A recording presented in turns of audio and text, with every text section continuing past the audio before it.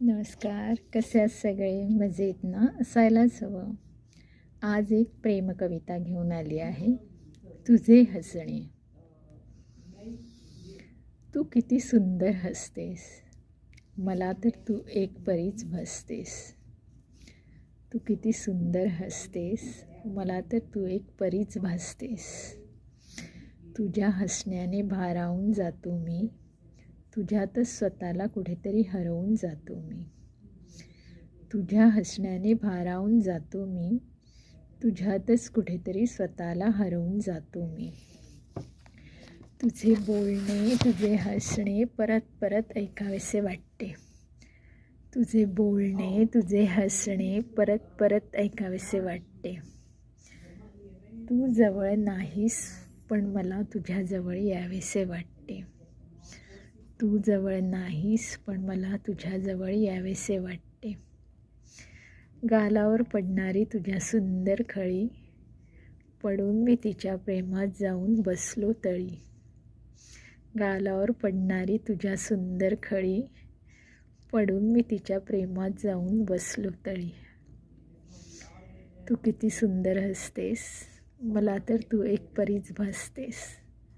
तू किती सुंदर हसतेस. मला तर तू एक परीच भासते. कशी वाटली कविता हे मला नक्की कमेंट्स करून कळवा. आवडल्यास माझे चॅनल लाईक, शेअर आणि सबस्क्राईब करायला विसरू नका.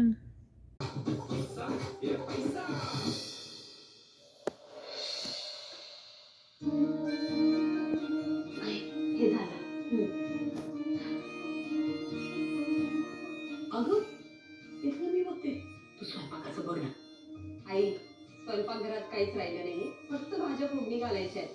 ते काय ऐन वेळी घालता येतील. आपण ना इथलंच पटापट आवरून घेऊया.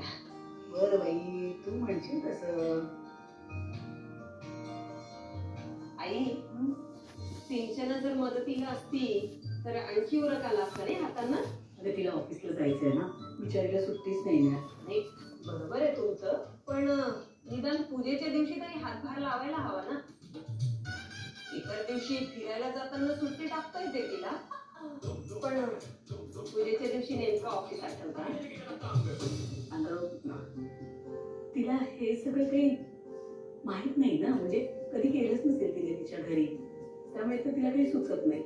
तुझं कसं, तुझा हात आहे या सगळ्यामध्ये, त्यामुळे कसं मला तुझी मदत लागते. तुझ्याशिवाय काही काम होऊच शकत नाही.